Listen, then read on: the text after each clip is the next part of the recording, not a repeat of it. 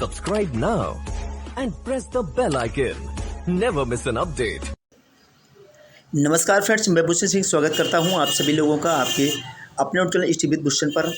आज की यह वीडियो बहुत ही शानदार होने वाली है। इसमें आप देखेंगे दमदार संस्कृत शिक्षा शास्त्र के महत्वपूर्ण क्वेश्चन जो आपके एग्जाम की दृष्टि से धमाकेदार क्वेश्चन है। चलिए शुरुआत करते हैं पहले क्वेश्चन से। शिक्षण सूत्र अस्ति, तो पहले ही क्वेश्चन से दमदार धमाकेदार एंट्री आप लोगों के सामने। तो शिक्षण सूत्र है, अगर आपसे बिल्कुल भी संस्कृत नहीं बनती है तो अभी आपको पेडागोजी सरल लगने लगेगी। बस वीडियो को आप लास्ट तक और अच्छे तरीके से रीड करिएगा। अगर एक बार में आपको समझ में नहीं आता है तो वीडियो को दोबारा आप देख लीजिएगा। बस आपको बिल्कुल आसानी से समझ में आएगा संस्कृत पेडागोजी की ये जैसे क्वेश्चन एग्जाम में आपको मिलते हैं। तो शिक्षण सूत्र है, ये आपको बताना है। चयनस्य सिद्धांता, मौखिक कार्य सिद्धांता, आगमनात् निगमन प्रति अभ्यासस्य सिद्धांता। तो शिक्षण सूत्र है ये आपका आगमनात् निगमन प्रति, यानी आगमन से निगमन की ओर। नेक्स्ट अगला क्वेश्चन देखते हैं। अगला प्रश्न है गद्य शिक्षणस्य उद्देश्यम अस्ति। तो आपको बताना है गद्य शिक्षण का उद्देश्य ग्रहणम अभिव्यक्तश्च रसानुभूति। ऑप्शन डी है आपका सर्वे। तो गद्य शिक्षण का उद्देश्य आपको बताना है कौन सा है। तो गद्य शिक्षण का उद्देश्य है ग्रहणम अभिव्यक्तश्च, यानी गद्य शिक्षण का उद्देश्य होता है ग्रहण करके अपने द्वारा अभिव्यक्ति करना। अगला प्रश्न देखते हैं। अगला प्रश्न है प्रश्नोत्तर विधि प्रवर्तकः का। सुकरात, अरस्तु, पाणिनि, वररुचि। प्रश्नोत्तर विधि के प्रवर्तक कौन है ये आपको बताना है। तो सही जवाब हो जाएगा आपका सुकरात। प्रश्नोत्तर विधि के प्रवर्तक सुकरात हैं। Option number A right answer है। अगला प्रश्न है पद्यम शिक्षणस्य विधि नास्ति, यानी पद्य का शिक्षण विधि नहीं है। खंडान्वय विधि, दंडान्वय विधि, भाषानुवाद विधि, उद्बोधन विधि। तो पद्य शिक्षण की विधि उद्बोधन विधि नहीं है। Option number D correct answer होता है। देखिए यह जो विधि है गद्य शिक्षण की है, उद्बोधन विधि। यहाँ आपसे पूछा गया था पद्य शिक्षण की विधि नहीं है।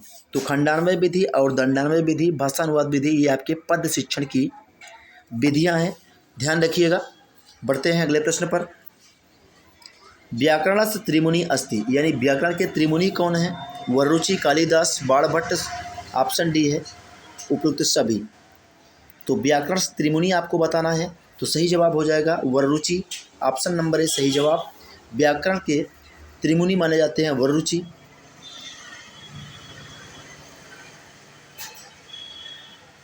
देखिए त्रिमुनि में आपके पाणिनि, कात्यायन, पतंजलि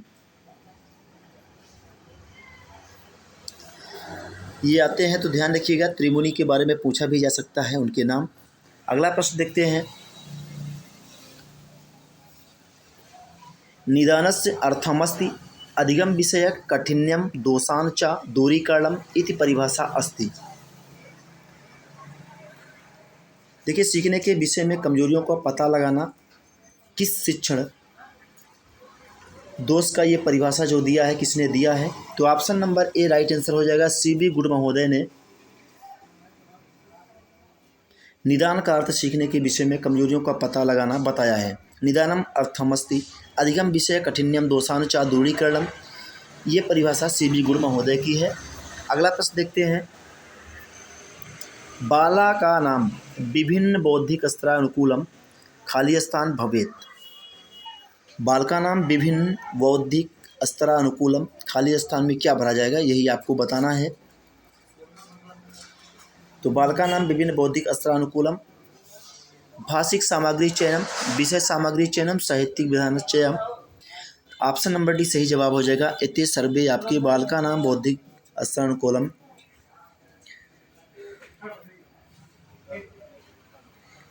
कि ये साहित्यिक विधाओं का चयन करना चाहिए। होता क्या है कि जो है बालकों के विभिन्न प्रकार के जो बौद्धिक स्तर के अनुकूल विषय सामग्री का चयन होता है, वही आपका भाषाओं का चयन के बारे में पूछा गया था। अगला प्रश्न देखते हैं, संवाद कस्य परीक्षाया भेदा अस्ति। संवाद जो है किस परीक्षा का भेद है? लिखित परीक्षा, मौखिक परीक्षा, मूल्यांकन परीक्षा। ऑप्शन डी है सभी। तो संवाद आपका जो है मौखिक परीक्षा का भेद है। Option number B right answer है। संवाद आपका हो गया, भाषण हो गया, तर्क वितर्क करते हैं जब आप आपस में, ये सभी चीज़ें जो है मौखिक परीक्षा का भेद है, ध्यान रखिएगा। अगला प्रश्न देखते हैं, सतत मूल्यांकनस्य अर्थः अस्ति, यानी सतत मूल्यांकन का अर्थ आपको बताना है। मापनेन होगा कि संभाषणेन, लेखनेन, पठनेन।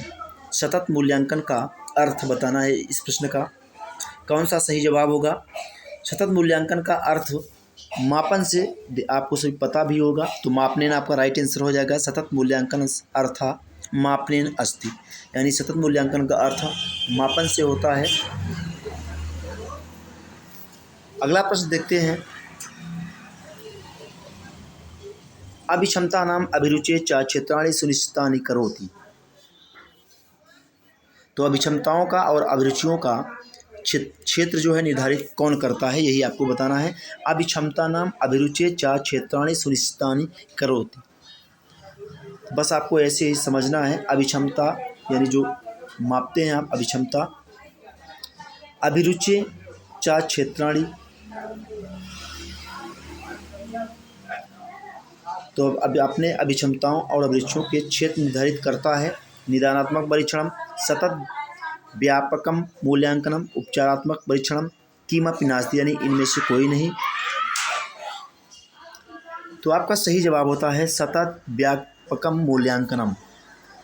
ये जो है सतत व्यापक मूल्यांकन जो होता है अभी क्षमताओं और अभिरुचियों के क्षेत्र जो है निर्धारित करता है। ये बात आपको ध्यान रखना है। Option number B right answer है। नेक्स्ट अगला प्रश्न देखते हैं, लेखन कौशलस्य उद्देश्यम अस्ति। लेखन कौशल का उद्देश्य आपको बताना है। पठितस्य लिखिताभ्यक्ति श्रुत्वा अर्थग्रहणम, पठित्वा ग्रहणम सर्वे। तो लेखन कौशल का उद्देश्य आपको बताना है। लेखन कौशलस्य उद्देश्यम अस्ति, कौन सा जो है लेखन कौशल का उद्देश्य है? पठितस्य लिखता अभिव्यक्ति, श्रुत्वा अर्थग्रहणम, पठित्वा अर्थग्रहणम।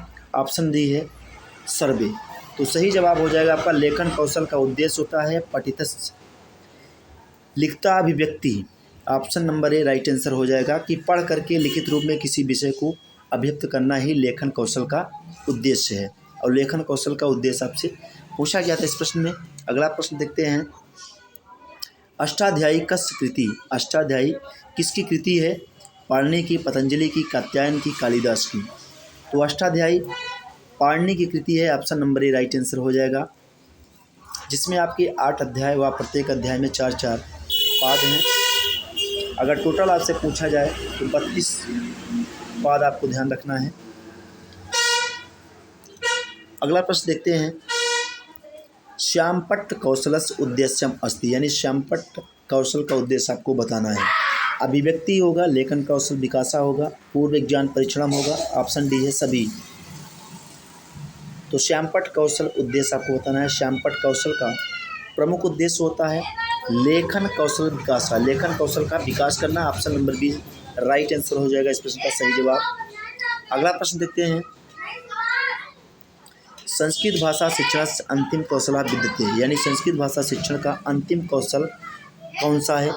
पठनम, लेखनम, श्रवणम, भाषणम। तो संस्कृत भाषा में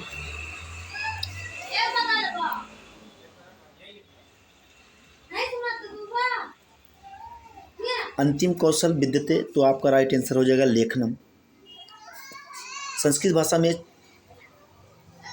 4 कौशल होते हैं, ये आपके सामने दिए भी गए हैं, पठनम, लेखनम, श्रवणम, भाषणम। बढ़ते हैं अगले प्रश्न पर। संस्कृत भाषा सर्वाधिक सकला भाषा कस्य कृते वर्तते। तो संस्कृत भाषा सर्वाधिक सकल भाषा किसके द्वारा हुई है? दूरदर्शनम, संगणक, चलचित्र से। ऑप्शन डी है सभी।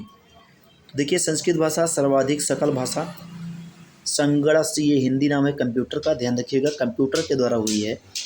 तीसरा आपके most important question Sanskrit pedagogy के पूरे होते हैं। आशा करता हूँ वीडियो आपको अच्छी लगी होगी। वीडियो अगर आपको अच्छी लगी है तो वीडियो को आप लाइक एंड शेयर ज़रूर करिएगा। अगर आप चैनल पर नए हैं, चैनल को सब्सक्राइब कर दीजिए, साथ में बेल आइकन को प्रेस कर दीजिए, जिससे आपको जब भी चैनल पर नई वीडियो अपलोड की जाए तो आपको नोटिफिकेशन सबसे पहले मिलेंगे अगले वीडियो में। Thank you for watching.